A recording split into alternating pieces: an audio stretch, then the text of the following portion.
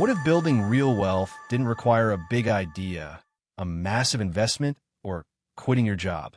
What if the biggest financial breakthroughs don't come from one dramatic move, but from tiny, almost boring steps taken consistently? Most people are waiting for a breakthrough, a promotion, a business idea, a lucky break. But the people quietly winning financially are doing something very different.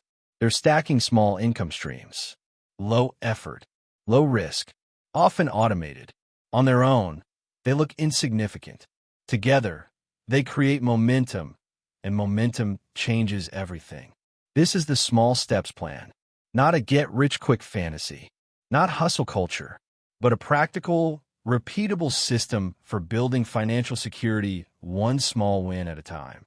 In this audiobook, you'll discover how tiny income streams, micro-investments, simple digital products, and automated systems can compound into something far bigger than you ever expected.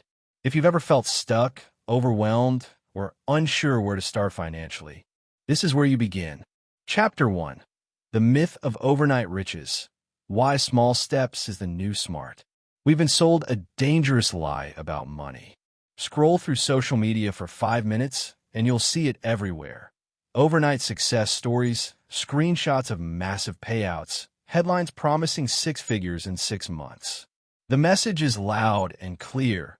Wealth comes from one big move, one perfect idea, one risky leap, one viral moment. And if you don't have that, you feel behind. But here's the truth most people never hear. Overnight success is usually the result of years of invisible, boring progress. And chasing big wins too early is one of the fastest ways to stay broke, stressed, and stuck. The small steps plan exists because the traditional wealth narrative fails most people. Why big moves keep people stuck? Big moves demand big things. Large amounts of capital, high risk tolerance, perfect timing, emotional resilience most people haven't built yet. When those conditions aren't met, people freeze. They overthink. They wait. They tell themselves they'll start when things are better. Weeks turn into years.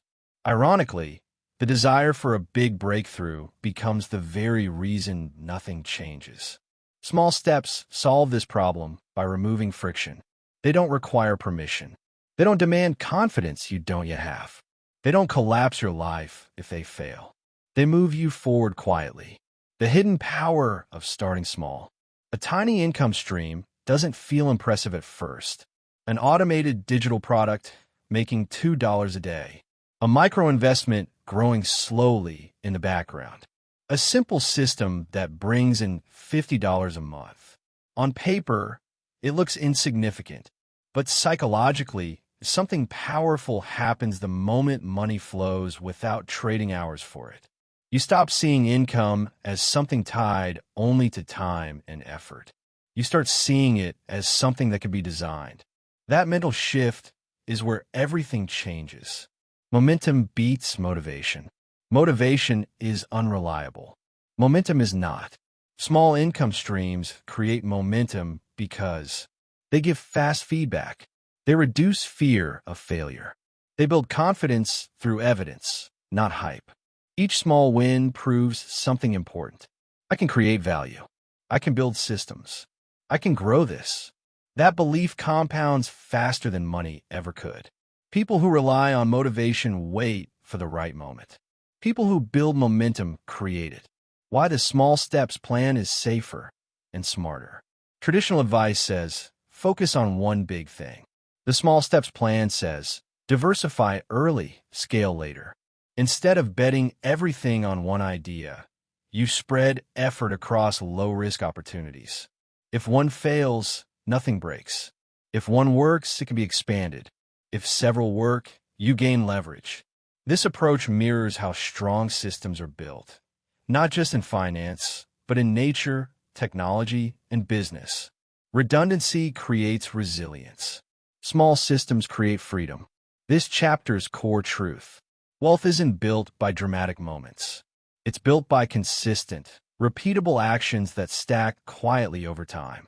The small steps plan doesn't promise speed. It promises progress. And progress, when sustained, always wins.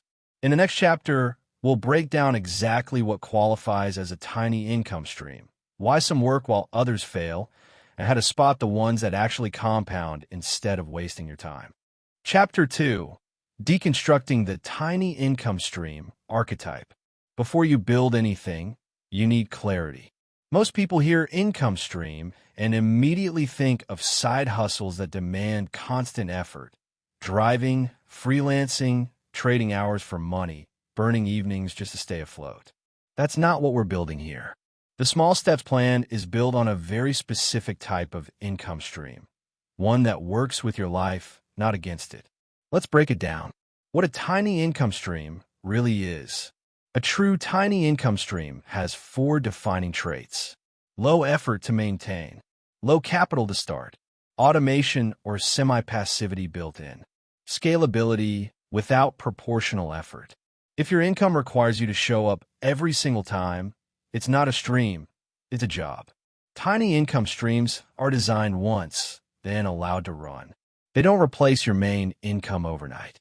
They quietly sit in the background, collecting value. Effort is the enemy of scale. Here's a hard truth most people ignore. The more effort something requires, the harder it is to grow.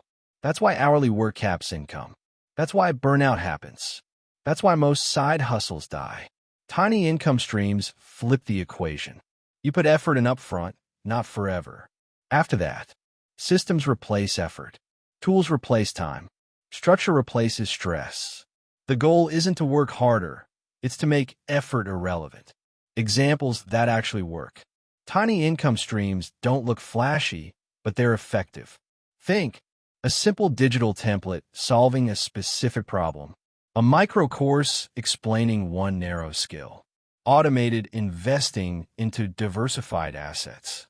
A niche tool or resource people are happy to pay a small amount for. Individually, these may generate modest returns. Together, they create financial gravity, money pulling more money toward you. The difference between busy and productive. Many people confuse activity with progress. They're busy, constantly starting new things, chasing trends, rebuilding from scratch. Tiny income streams reward patience and iteration. You don't need 10 ideas.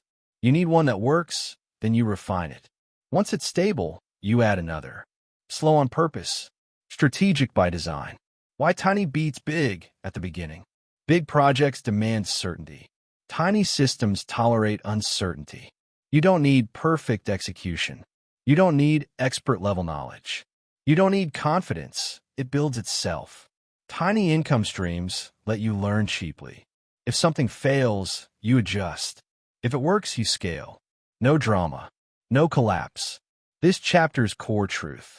Tiny income streams are not about money first. They are about learning leverage. They teach you how systems generate value, how automation compounds effort, how consistency beats intensity. Once you understand this, wealth stops feeling mysterious. In the next chapter, we'll explore the compounding effect.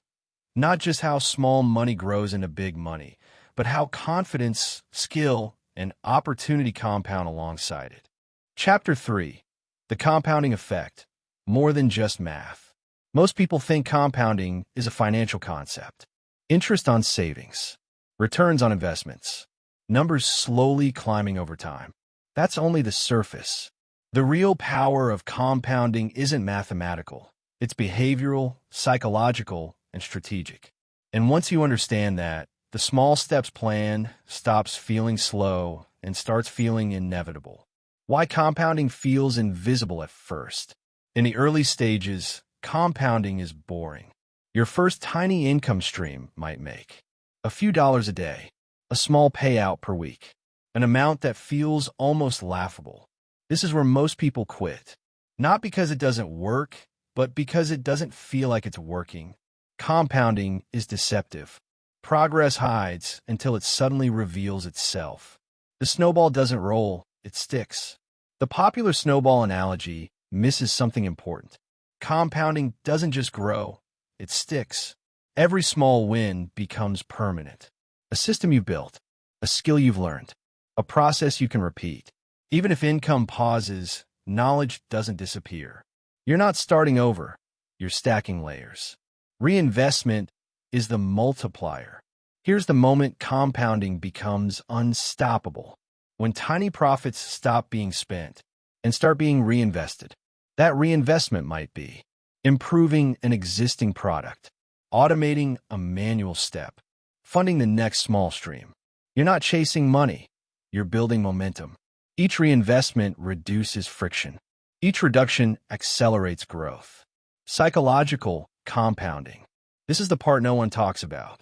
Small wins change how you think. You stop asking, will this work? You start asking, how do I optimize this? Confidence compounds. Decision speed compounds. Clarity compounds. And with clarity comes better opportunities, the kind you wouldn't even notice before. Time becomes an ally. Most people feel like time is working against them. Bills, deadlines, pressure. Compounding flips that relationship. When systems are in place, time does the work. Days pass, value accumulates. Weeks pass, systems stabilize. Months pass, leverage appears. You're no longer racing the clock. You're letting it run for you. The compound gap. There's a dangerous gap most people never cross. It's the space between. Nothing is happening, and this is starting to work. The only way across that gap is consistency without emotional reward. Tiny income streams reward those who stay when it feels pointless. That's why they work. This chapter's core truth. Compounding doesn't favor the smartest. It doesn't favor the luckiest. It favors the patient and the consistent. Small steps don't feel powerful until one day they are. In the next chapter, we'll break down how to implement the small steps plan with a practical blueprint you can actually follow. No hype, no overwhelm, just execution. Chapter 4. Implementing the small steps plan, a practical blueprint. Understanding compounding is powerful, but understanding alone doesn't create income. This chapter is where theory turns into action. The small steps plan only works when it becomes systematic, not emotional, a repeatable process you can follow even on days when motivation is low. Let's break it down. Step 1. Start where you already are. Most people delay action because they think they need a new skill, a big idea, extra money, more time. You don't. The fastest tiny income streams are built from existing assets, not future ones.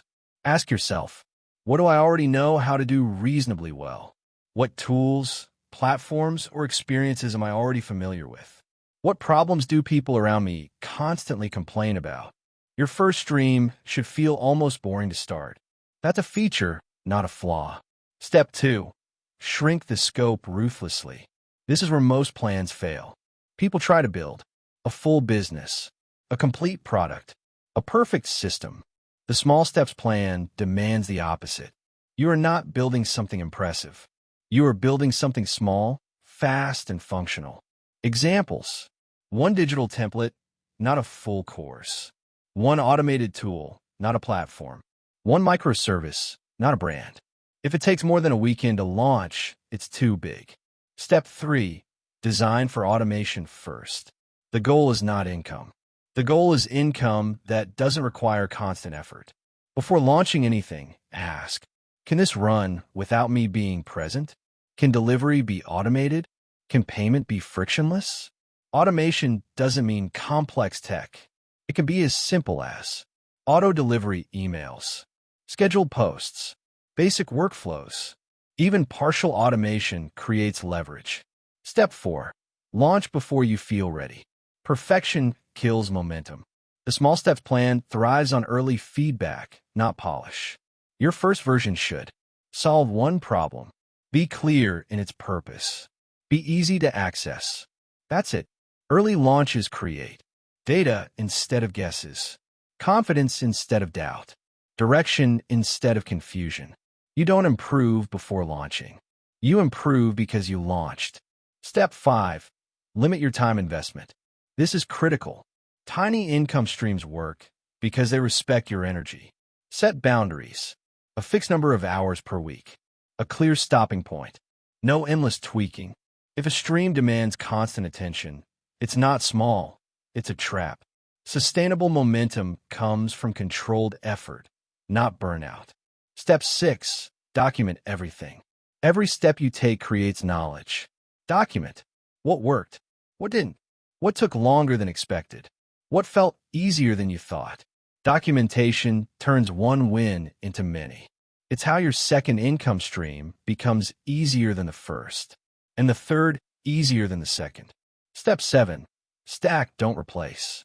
The mistake most people make is abandoning a small win for a bigger dream. The small steps plan says, keep it running, then add another. Each stream doesn't need to be massive. It just needs to be reliable. Stacked reliability becomes financial momentum. This chapter's core truth: execution beats inspiration. Tiny income streams aren't built by vision boards or motivation bursts. They're built by small, deliberate actions repeated consistently. You don't need to change your life overnight. You need to change how you use your next small block of time. In the next chapter, we'll explore how managing multiple small streams changes not just your income, but your lifestyle, stress levels, and sense of control over the future. Chapter 5. Beyond the money: how financial momentum changes your life. Money is the obvious outcome of the small steps plan, but it's not the most important one. What really changes your life isn't the dollar amount. It's the momentum. This chapter explores what happens after the first few tiny income streams are in motion and why their impact goes far beyond your bank balance. From fragility to stability. When you rely on a single income source, your life is fragile. One decision, one downer, one unexpected expense. Everything feels unstable. Tiny income streams change that dynamic quietly. Even a small secondary stream reduces financial pressure, softens emergencies, creates breathing room. You stop feeling like every bill is a threat. And that mental shift alone is powerful. Psychological security, the hidden dividend. Most people underestimate the emotional weight of money. Not having enough creates constant background stress, short-term thinking, fear-driven decisions. When you build even modest financial momentum, something changes internally. You think longer term. You negotiate better. You say no more confidently because you're no longer operating from desperation. Confidence built on evidence, not hope. Motivation is unreliable. Confidence built on proof is not. Each small income stream becomes evidence. Evidence that you can create value. Evidence that systems can work without you. Evidence that income is not fixed. This kind of confidence doesn't fade when motivation does. It compounds. Time becomes a choice, not a constraint. Tiny income streams rarely replace your main income at first, but they begin to reshape your relationship with time. You gain flexibility to reduce over time, the ability to choose rest without guilt, space to invest in learning or creativity. Time stops feeling like something that's constantly running out. It becomes something you can allocate intentionally. Risk tolerance increases in a healthy way. When survival is the priority, risk feels dangerous. But when you have multiple income sources, you can experiment. You can learn from failure without panic. You can take calculated risks. This doesn't make you reckless. It makes you strategic. The irony is that financial stability often leads to better opportunities, not fewer. Work becomes optional, not identity. Many people tie their identity to their job because they have no alternative. When small income streams exist, work becomes a tool, not a definition. You're less emotionally tied to titles. You perform better because fear is reduced. This emotional distance creates clarity. You stop asking, "What do I have to do?" and start asking, "What makes sense to do?" The snowball effect on motivation. Success creates energy. When you see a small sale notification, a passive deposit, a system working without intervention, it triggers motivation naturally. Not hype, not pressure, just progress. This momentum makes consistency easier, not harder. Freedom begins earlier than you think. Many people believe freedom only arrives at a certain income level. In reality, freedom begins the moment. You're not dependent on a single source. You can absorb small shocks. You feel in control again. That moment comes far earlier than most expect. This chapter's core truth. The small steps plan isn't about getting rich. It's about reducing fear. Fear of losing your job. Fear of unexpected expenses. Fear of being stuck. Tiny income streams don't just change numbers. They change how you move through the world. In the next chapter, we'll look at how to protect, refine, and scale these streams without burning out, and how to avoid the traps that derail most people once momentum begins. Chapter 6, Scaling Without Burnout. How to grow small streams the smart way. The biggest mistake people make after their first wins isn't laziness. It's doing too much too fast. This chapter is about how to scale your small steps plan without turning it into another exhausting job, and how to protect the very freedom you started building in the first place. Why most people burn out right after momentum starts. Early success creates a dangerous illusion. If I just add more, I'll get there faster. So people launch too many streams at once, constantly tweak what already works, turn passive systems into active stress. Momentum becomes pressure, and pressure kills consistency. Scaling isn't about adding effort. It's about removing friction. The rule of one lever. Every income stream has one lever that matters most. Not 10, not everything. Examples: a digital product traffic source, an automated service onboarding clarity, investments contribution consistency. Scaling happens when you improve one leverage point, not everything at once. Ask, what single change would make this stream 20 to 30% better? Then stop. Optimize before you multiply. Adding new streams before optimizing existing ones is like digging multiple shallow wells. Instead, stabilize one stream. Make it predictable. Reduce the time it demands. Only when a stream runs smoothly without constant attention should you consider adding another. Boring systems scale better than exciting ideas. Automation is the real upgrade. Scaling effort is limited. Scaling systems is not. Automation doesn't mean complexity. It means fewer decisions, fewer manual steps, fewer chances to quit. Even small automations compound. Auto replies, scheduled content, recurring investments. Every task you remove is energy you keep. The maintenance mode mindset. Not every phase is for growth. Sometimes the smartest move is maintenance. Maintenance mode looks like letting systems run, collecting data, resisting unnecessary changes. This is where income stabilizes. And stability is what allows long-term scaling. Growth without stability is just chaos with numbers. Protecting your attention. Your biggest bottleneck isn't money. It's attention. Every new stream competes for mental bandwidth, decision-making energy, focus. If a stream requires frequent checking, interrupts deep work, creates anxiety, it's not scalable, no matter how profitable it looks. Peace is a growth strategy. Set upper limits on effort. Ironically, constraints create better systems.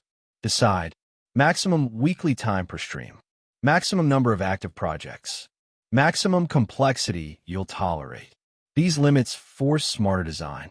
If something can't work within your constraints, it doesn't deserve to exist. Scaling through replication, not reinvention. The fastest growth often comes from repeating what already works.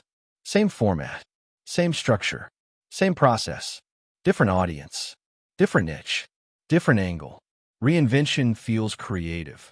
Replication builds wealth. Know when to stop. More income isn't always better. More aligned income is. Scaling should improve freedom, focus, quality of life. If growth starts stealing those, you're scaling in the wrong direction. The goal was never more. It was better. This chapter's core truth. The small steps plan only works if it stays small by design. Scaling isn't about hustle. It's about leverage. Systems over effort. Clarity over chaos. Consistency over intensity. In the next chapter, we'll explore how to identify which income streams deserve long-term commitment and which ones should be quietly retired before they drain your energy. Chapter 7. Knowing what to keep, when to double down, and when to let go. Not every income stream deserves your loyalty. Some are stepping stones, some are experiments, and some quietly drain more energy than they're worth. This chapter is about discernment, learning how to decide which small income streams should become long-term assets and which ones should be retired without guilt. Why letting go is part of growth. Most people cling to underperforming projects for one reason. I already invested time into this. That's not strategy. That's sunk cost bias. In the small steps plan, letting go is not failure. It's optimization. You're not quitting. You're reallocating attention to higher leverage systems. The 3-question stream audit. Every income stream must regularly pass this audit. Does it pay me without constant attention? If income stops the moment you step away, it's a job in disguise. Does it scale without scaling my stress? More money should not mean more anxiety. Does it fit the life I'm building? Profit that steals freedom defeats the purpose.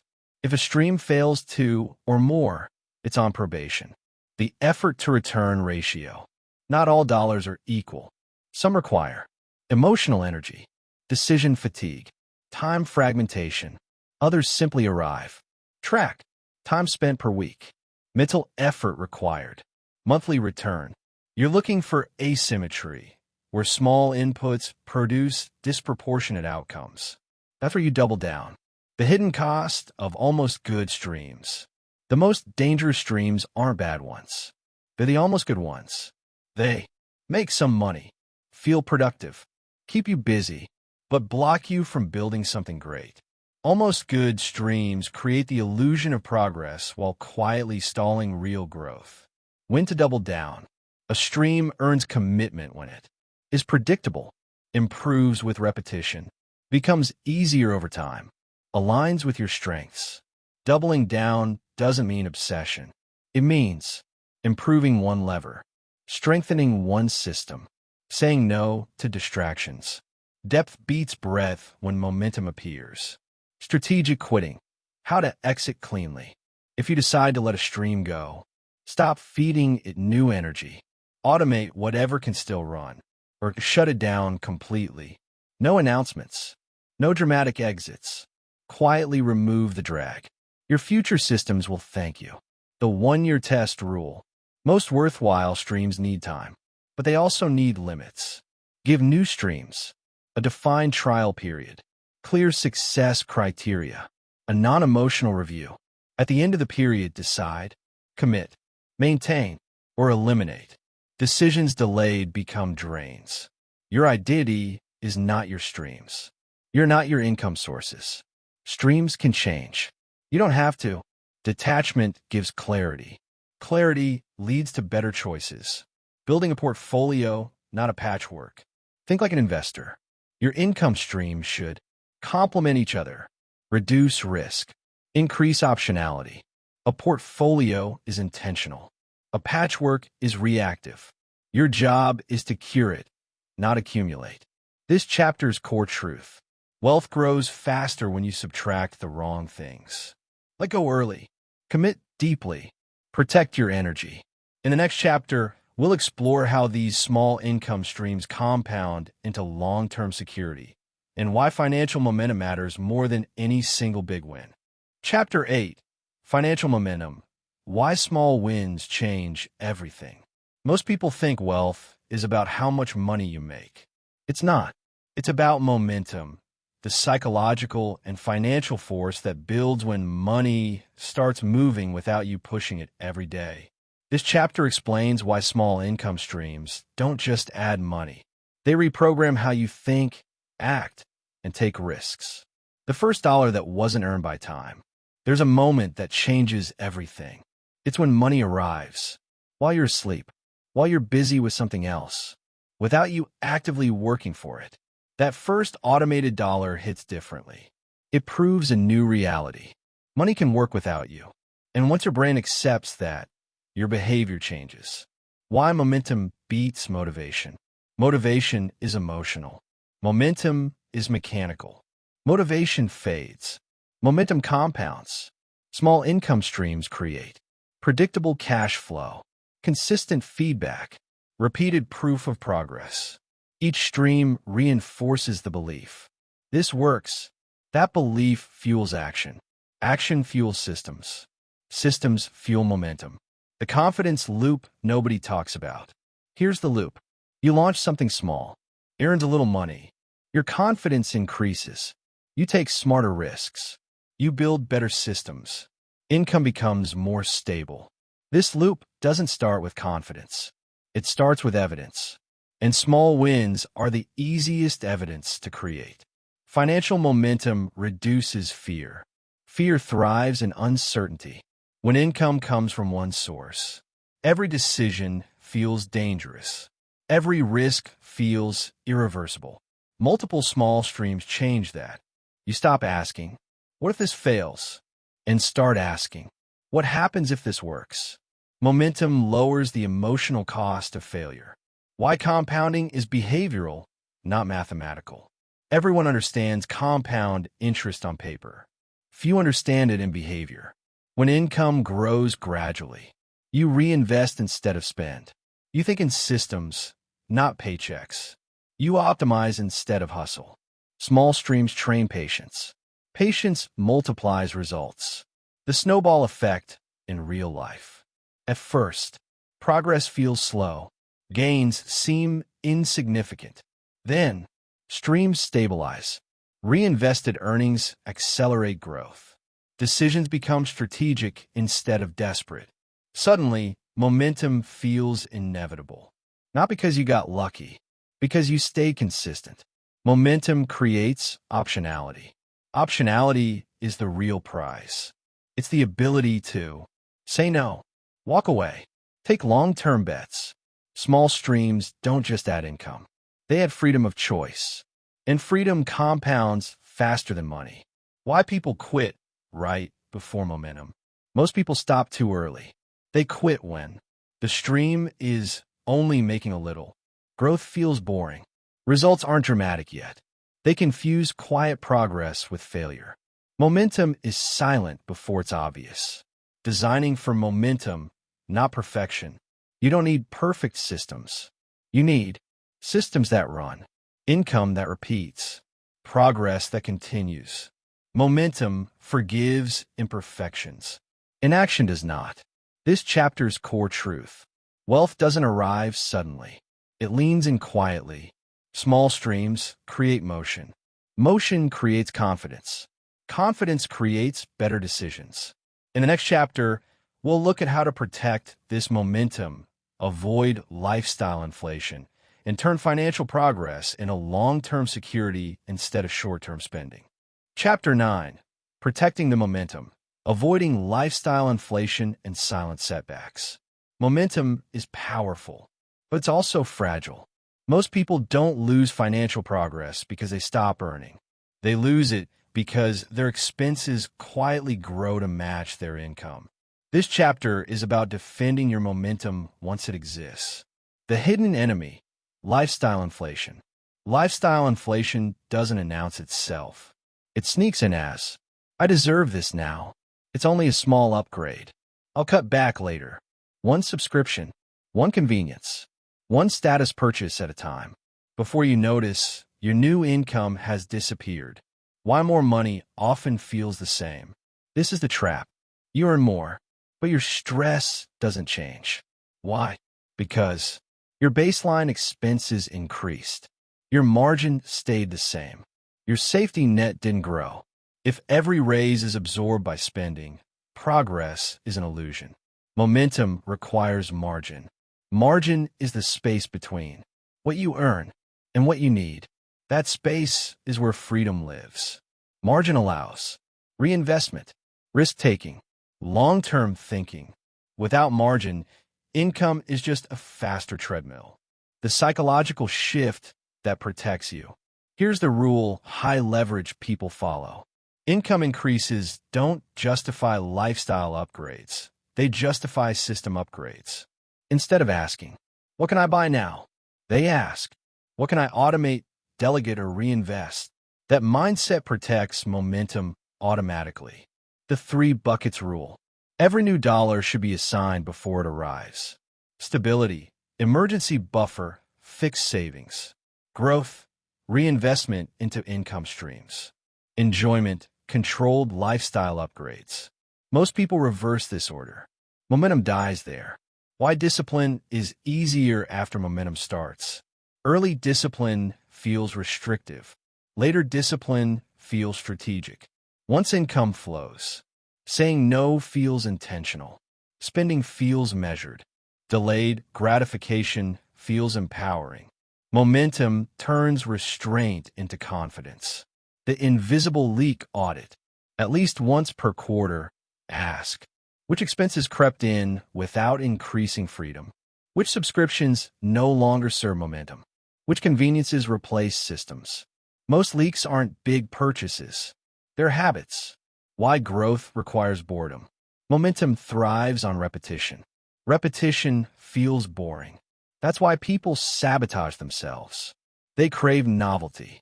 They chase excitement. They abandon systems too early. Wealth grows quietly.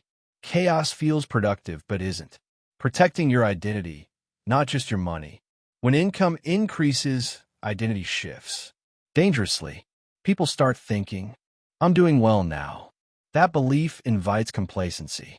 Replace it with, I'm building something. Builders protect systems.